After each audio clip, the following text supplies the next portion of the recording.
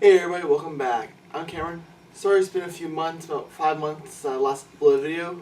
I just had a very long summer while I was working most of the time. And I had a very busy time start this semester of my sophomore year of college. But I am back today and I'm bringing you a 2017 New England Revolution season review. Beginning in March, I did a season preview for the Revolution where I looked at what I thought was going to happen for the season. Looking back at that, I was a little wrong on some things, including some of the players, like Joshua Smith. I say he was going to be mostly reserve. He actually made a big impact early on in the year, especially against teams like Portland. I think he also played against Minnesota, like that area. He was a very good impact player. Then he didn't play the rest of the season.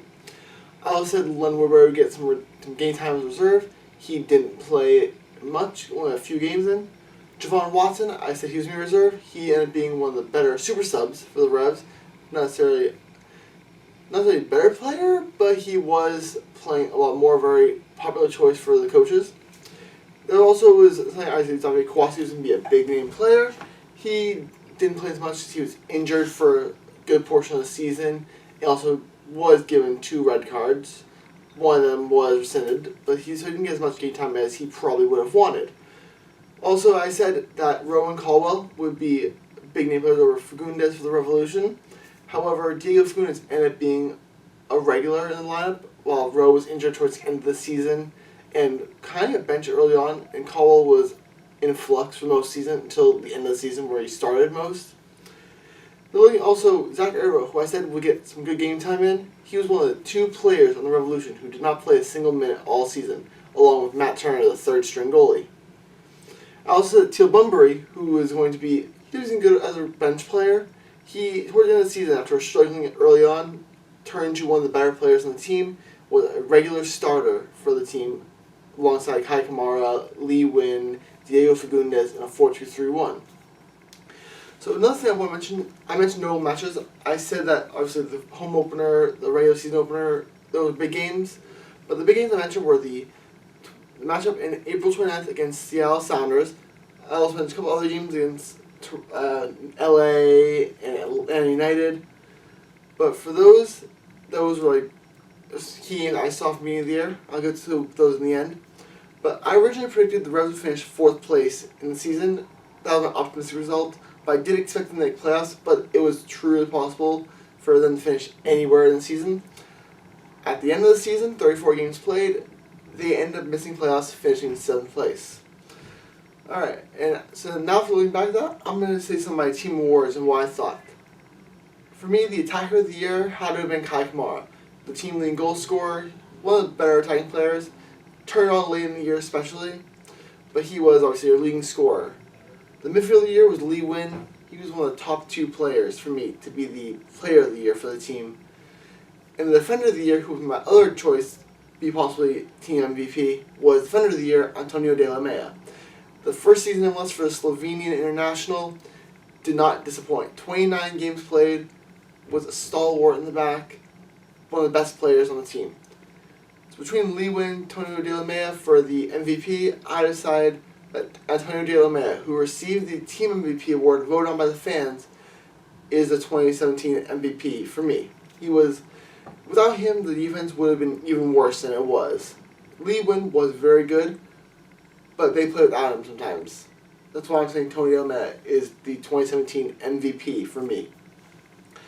Alright, I want to look at some of the key transactions throughout the season. One of the big, obviously those preseason signings, which were Antonio De La Mea, Benjamin Angua, and Joshua Smith, the 3 center backs.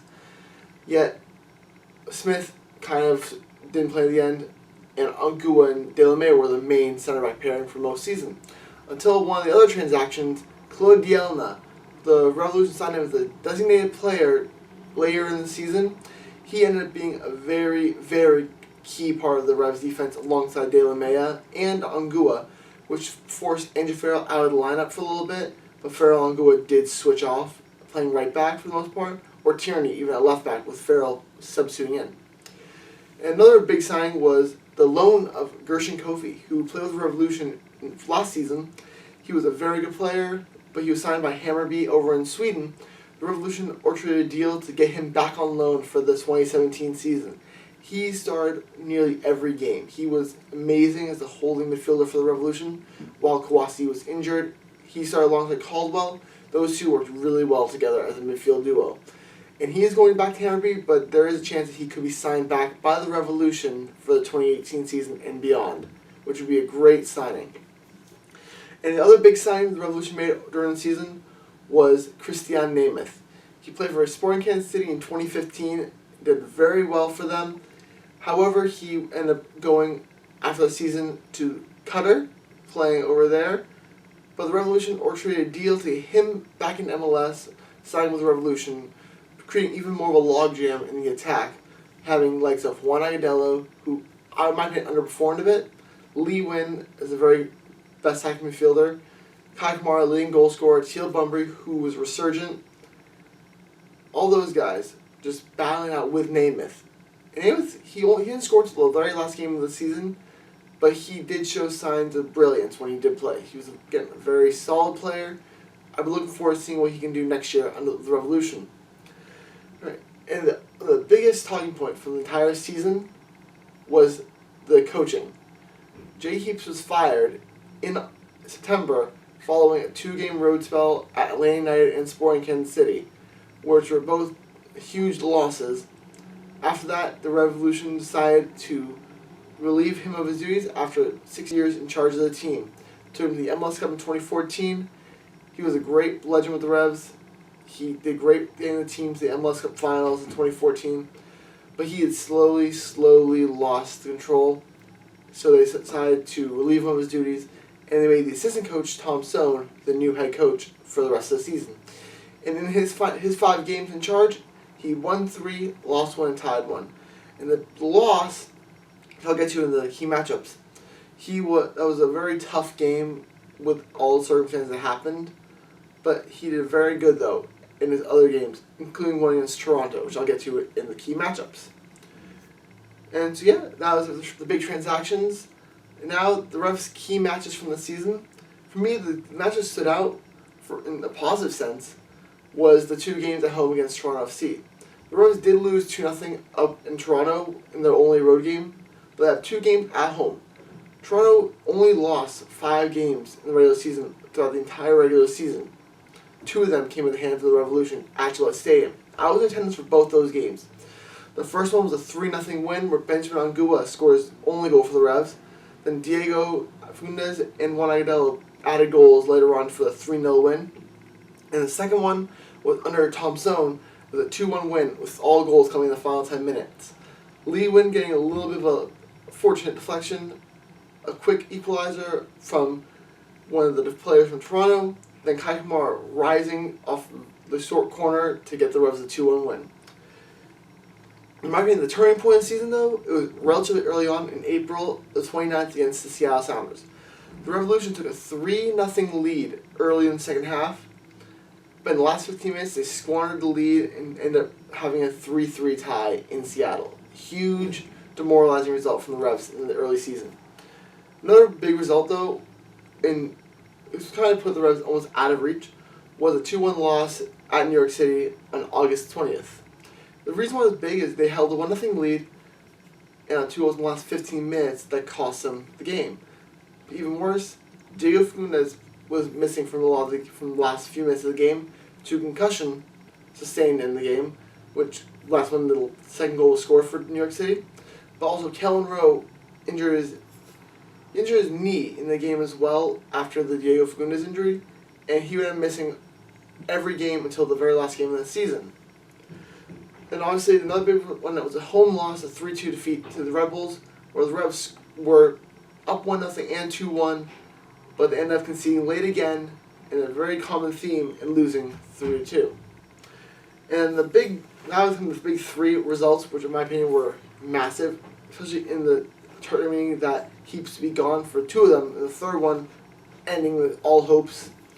But one was the game at Atlanta United on September 13th. It was a 7-0 defeat, which had 2 red cards in the first half, one to Xavier Kawasi and one to Antonio De La Mea. Revs trailed 4-0 at the half, couldn't bounce back. That was the game that really decided Heaps' fate. The following game didn't help though. at Kansas City on the 16th September, following that road trip. Revs scored first, Teal Bunbury, massive deflection. Then Namath, with one of his moments of not brilliance, he decided to elbow Graham Zusi in the face, got a straight red card after video review. Revs ended up losing the game 3-1. And the big game, which came under Tom Stone, which was, in my opinion, a little controversial, was the 6-1 defeat at Orlando City on September 27th. In the game, it was 0-0 for a while, then Xavier Kwasi goes in for a tackle, and after video review, it is determined that he deserved a red card, got sent off, and Orlando went up 3-0 in the first half, before Lee Win got a beautiful free kick, actually, to make it 3-1 before half, and the game ended 6-1. That one red card really changed the complexity of the game in a very early state. A similar theme for all three of those losses. Revs received 4 red cards in those 3 games, all first half, all from video review. Now looking at some of the big stats from the Revolution season. As I said earlier, the leading goal scorer was Kai Kamara. He finished the season with 12 goals. Lee Win was second. He finished 11 goals. Juan Agudelo, third place, had 8 goals for the Revolution. Then Teal Bunbury, all late in the season, as well as Diego Fagundes, combined for each had 7 goals, finishing 4th in the team standings.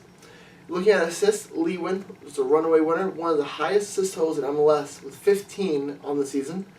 Behind him, well behind him, was actually Diego Fagundes, who had 8 assists, putting a very solid campaign, 7 goals and 8 assists during the season. Then Kellen Rowe, he finished with 7 assists, making him 3rd highest on the team. Then tied for 4th, you had Chris Tierney and Scott Caldwell, each tallying 5 assists, but those were not much.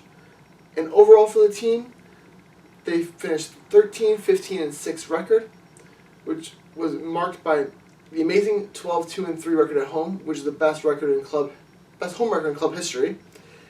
But it was also the worst road record that the Revs have had in many years, going 1, 13, and 3.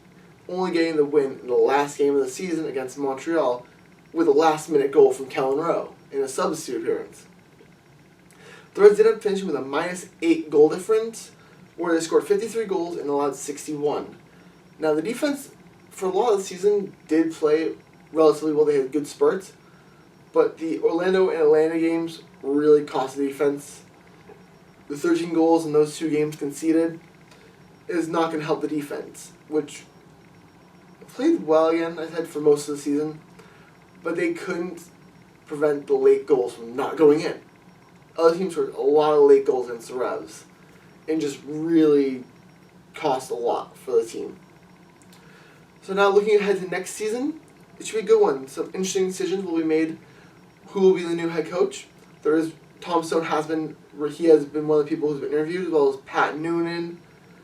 Names have been tossed around, including a former Argentina and Uruguay national team manager, the current coach of the New York Cosmos, and a few other former Revolution players.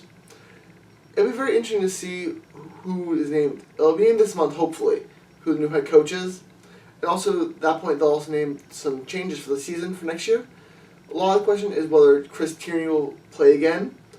Will the Revolution re-sign Farrell and Bunbury, who are both out of contract, and whose options will not be picked up. It'll be interesting to see what happens with the Revolution for the 2018 season. I'm looking forward to it. I'll be going there a lot. I'm hoping to see the Revs finally make back to the playoffs for the first time since 2015. I don't think they can go 3 straight seasons without playoffs. They need to get back into the playoffs, and of all seasons, this is the one to do it in. They have a great attack. They can keep Kai Kamara, who might be gone possibly because he said he didn't fit in. You have Teal Bunbury, Juan Agudelo, and Christian Namath. All 4 of them, if they do stay, all of them compete a lot in attack. With Lee Win, who did receive there was a big offer from a while back, but the Revs turned down. It's interesting to see if he stays or not, because he is a very, very good attacking player. Then you have Diego Fagundes, Kellen Rowe, Scott Caldwell, Xavier Kwasi if he stays healthy, and possibly Gershon Kofi if we re-sign him. All will be very interesting. Then looking at defense, Claude Yelna, he'll be back after a great impressive play this end of the season. Antonio De La Mea back as a stalwart in defense. Benjamin Anguilla potentially going back to France where he was when we saw him on loan, but could be coming back. Andrew Farrell, Chris Tierney, the fullbacks, will be back. I hope they both come back because they're both really good players. Then in goal, Knighton did really well at the end of the season, but I think Cody Cropper is the number one for me. But I really want to see the lineup with Cropper in goal, Farrell, Delamea, Dielna, Tierney in the back line, Kofi Caldwell as the holding mids, with Fagundes, Rowe, Wynn, and Kamara as the main attacking options. Then having Namath, Bunbury, Agudelo, Kawasi, Ongua, Knighton, and Watson possibly on the bench. It'll be interesting to see what happens next year, and I'm looking forward to it. So I'm going to leave you with some pictures and some videos I've gotten from the games I attended this season. But yeah, so that is all for me. I'll be back hopefully with another video soon once the school load gets a little bit lighter. But I'll see you in my next video. Goodbye.